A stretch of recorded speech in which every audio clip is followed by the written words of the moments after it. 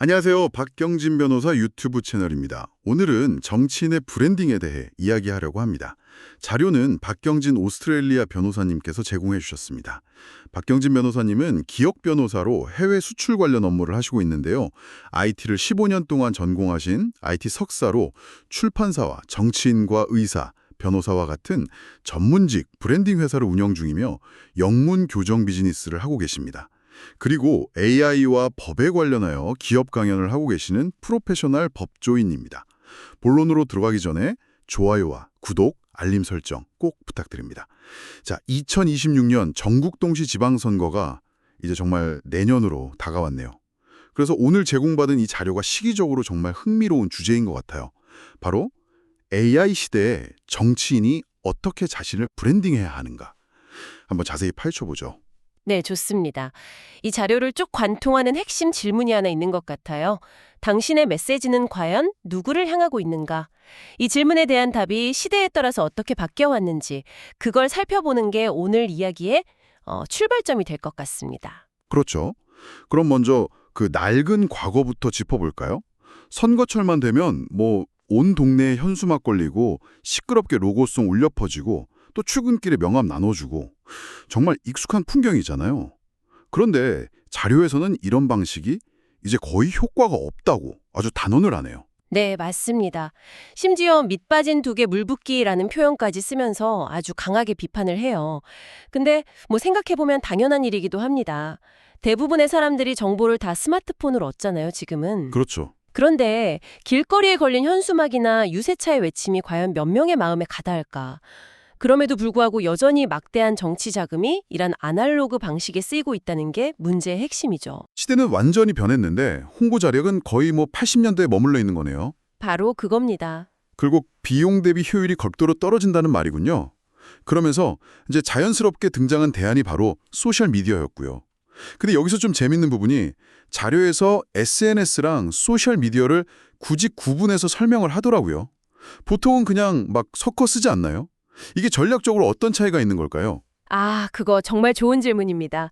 대부분은 페이스북, 인스타그램, 유튜브 이걸 다 그냥 뭉뚱그려서 SNS라고 부르죠. 하지만 엄밀히 말하면 SNS, 그러니까 소셜 네트워킹 서비스는 인맥을 만들고 관계를 형성하는 데 좀 더 초점이 맞춰져 있어요. 아, 관계 형성? 네. 반면에 유튜브나 틱톡 같은 플랫폼은 불특정 다수에게 메시지를 쫙 퍼뜨리는 소셜 미디어의 성격이 훨씬 강한 거죠. 이 둘을 구분하는 게 왜 중요하냐면 정치인에게는 이 두 가지 기능이 모두 필요하기 때문이에요. 아, 그렇군요. 그러니까 지지자들을 결집시키기 위한 좀 폐쇄적인 네트워킹 도구, 그리고 또 외연을 확장하고 새로운 사람들에게 메시지를 전달하기 위한 개방적인 소셜 미디어 도구, 이걸 전략적으로 나눠서 써야 한다는 의미군요. 바로 그겁니다. 예를 들면 핵심 지지자들하고의 소통은 밴드나 비공개 페이스북 그룹 같은 SNS로 긴밀하게 하고요. 자신의 정책 비전이나 좀 인간적인 매력을 알리는 데는 유튜브나 릴스 같은 소셜 미디어를 활용하는 거죠. 이런 구별 없이 그냥 유행하니까 인스타그램 계정 하나 만들고 이건 총 없이 전쟁터에 나가는 거나 마찬가지라는 거예요. 이 분석에 따르면 특히 지방 정치인들이 이런 변화에 좀 더디다고 해요.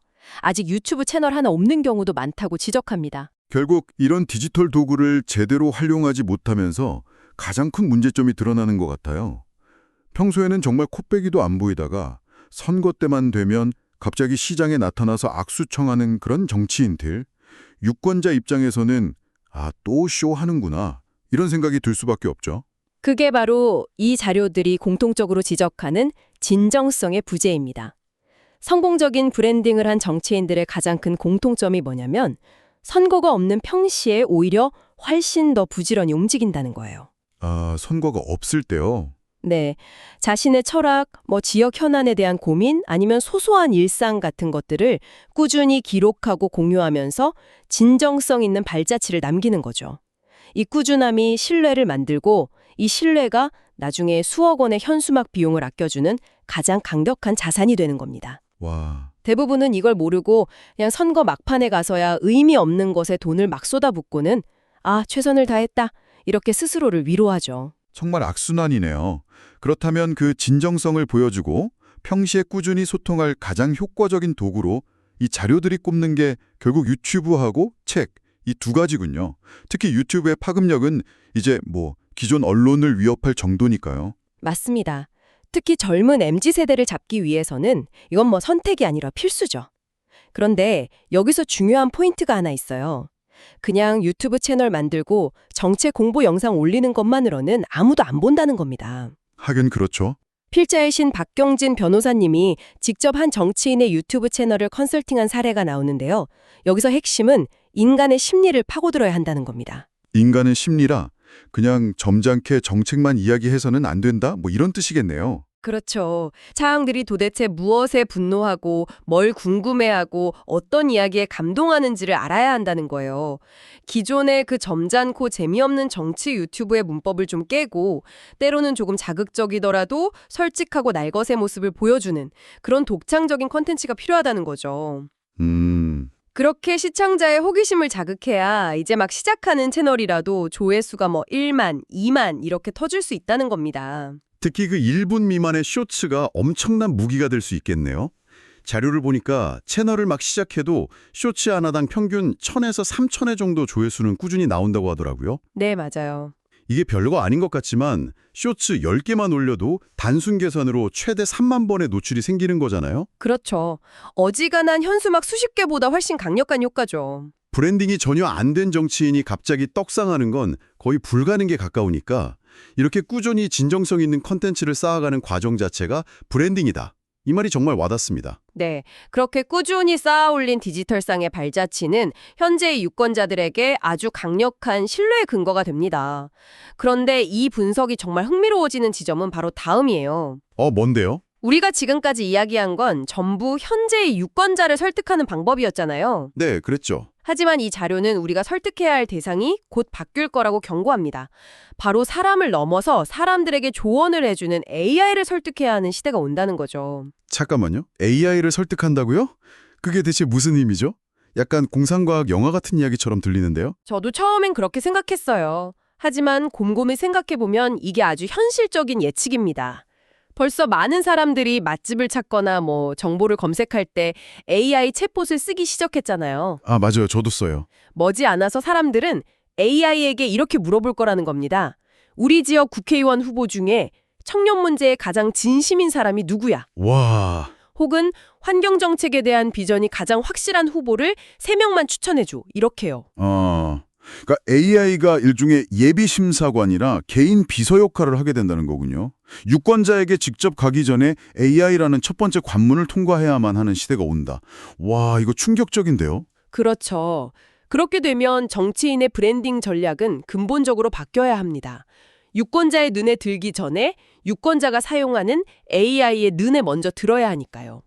AI가 당신을 신뢰할 만한 정보원으로 판단하고 긍정적으로 평가해서 유권자에게 추천하도록 만들어야 한다는 겁니다. 와, 이것이 이 자료가 제시하는 가장 미래지향적인 통찰이라고 할 수 있죠. 정말 판이 바뀌는 이야기네요. 그렇다면 그 맥만불짜리 질문을 던져야겠습니다. 대체 어떻게 해야 그 AI의 신뢰를 얻을 수 있는 겁니까? AI한테 뇌물을 줄 수도 없는 노릇이고요. 여기서 이 분석은 아주 역설적이면서도 명쾌한 그리고 놀랍도록 아날로그적인 해법을 제시합니다. 바로 책입니다. 책이요? 잠깐만요. 이해가 잘 안 되네요. 15초짜리 영상이 판치는 이 최첨단 AI 시대에 해법이 수백 년 된 기술인 책이라뇨. 오히려 가장 비효율적인 방식 아닌가요? 바로 질문이 핵심입니다. 왜 책일까요? 한번 AI, 그러니까 거대 언어 모델이 어떻게 작동하는지 생각해보죠. AI는 방대한 텍스트 데이터를 학습해서 패턴과 논리, 그리고 일관성을 파악합니다. 네.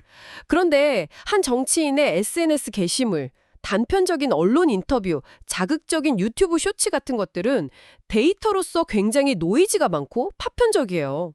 어제 한 말하고 오늘 한 말이 다를 수도 있고 맥락 없이 잘린 발언일 수도 있죠. 그렇죠. AI 입장에서는 신뢰하기 어려운 데이터 소스인 겁니다. 그런 파편적인 정보들로는 그 사람의 생각이나 철학을 온전히 파악하기 어렵다는 거군요. 정확합니다. 반면에 잘 쓰인 책은 어떤가요? 한 사람의 철학, 비전, 정책이 A부터 Z까지 일관된 논리로 체계적으로 정리된 아주 밀도 높고 구조화된 데이터 덩어리입니다. 아하. AI가 이 정치인은 어떤 사람인가라는 질문에 가장 정확하고 깊이 있는 답을 찾기 위해 참고할 수 있는 최고의 원전, 즉 프라이머리 소스가 되는 거죠. 와, AI는 당신의 책을 읽고 당신의 사상의 깊이와 논리의 일관성을 판단하게 될 거라는 겁니다. 그렇다면 선거를 앞두고 막 쏟아져 나오는 책들 있잖아요. 사실상 뭐 정치 자금 모금이나 세과시를 위해서 대필 작가가 급하게 쓴 그런 자서전들은 오히려 역효과를 낼 수도 있겠네요. 바로 그겁니다. AI가 그 책을 읽고 이 사람은 깊이 있는 철학 없이 그냥 유행하는 주장을 급조해서 나열하고 있다고 판단해 버리면 그게 그대로 유권자에게 전달될 수도 있는 거니까요. 바로 그 지점이 이 자료가 정치인들에게 던지는 가장 날카로운 질문입니다. 당신은 어떤 책을 세상에 내놓을 것인가? 선거가 끝나자마자 쓰레기통에 버려질 책인가? 아니면 당신의 정치 인생이 끝난 후에도 누군가의 서가에 꽂혀서 당신의 가치를 증명해 줄 책인가? 와, 내가 출간한 책은 곧 나의 얼굴이다. 이 문구가 그냥 멋진 말이 아니라 AI 시대에는 가장 현실적인 생존 전략이 되는 거군요. 맞습니다. 결국 모든 게 다시 진정성이라는 본질로 돌아가네요. 현란한 디지털 기술로 포장하는 게 아니라 가장 아날로그적인 방식으로 자신의 철학을 깊이 있게 담아내는 것. 그것이 미래의 유권자인 AI를 설득할 유일한 방법이라는 결론이네요. 그렇습니다. 정치는 언젠가 끝나고 당선이 되든 낙선이 되든 한 개인의 삶은 계속되잖아요. 선거가 끝나자마자 사람들의 기억 속에서 사라질 책을 남길 것인지 아니면 수십 년이 흘러도 당신이라는 사람을 가장 깊이 있게 설명해줄 그런 지적 유산을 남길 것인지 AI 시대의 브랜딩은 결국 우리에게 무엇을 남길 것인가라는 아주 근원적인 질문을 던지고 있는 셈입니다. 오늘 우리는 AI 시대의 정치 브랜딩에 대해 깊이 파고들어 봤습니다. 낡은 현수막과 유세차의 시대를 지나서 현재의 소셜미디어를 넘어 미래에는 AI에게 신뢰를 얻어야 한다는 여정이었는데요. 핵심은 평시에 진정성을 담아서 꾸준히 소통해야 한다는 것. 그리고 그 진정성의 최종 결과물이 바로 당신의 책이 될 것이라는 점이었습니다. 최첨단 기술 시대의 해법이 가장 고전적인 책이라는 사실이 저는 무척 인상 깊었습니다. 여기서 청취자 여러분께 마지막으로 생각해 볼 질문 하나를 남기고 싶습니다. 이 이야기는 비단 정치인에게만 해당되는 건 아닐 겁니다. 만약 오늘 당장 AI가 여러분의 모든 디지털 발자취, 그러니까 여러분이 쓴 SNS 글, 남긴 댓글, 검색 기록, 시청한 영상 목록까지 전부 분석한다면 AI는 여러분을 어떤 사람이라고 평가할까요? 그리고 그 AI의 평가가 여러분이 세상에 보여주고 싶은 진짜 여러분의 모습과 과연 일치할까요? 오늘의 이야기 어떠셨나요? 이야기가 유익했다면 좋아요와 구독, 알림 설정 꼭 부탁드립니다.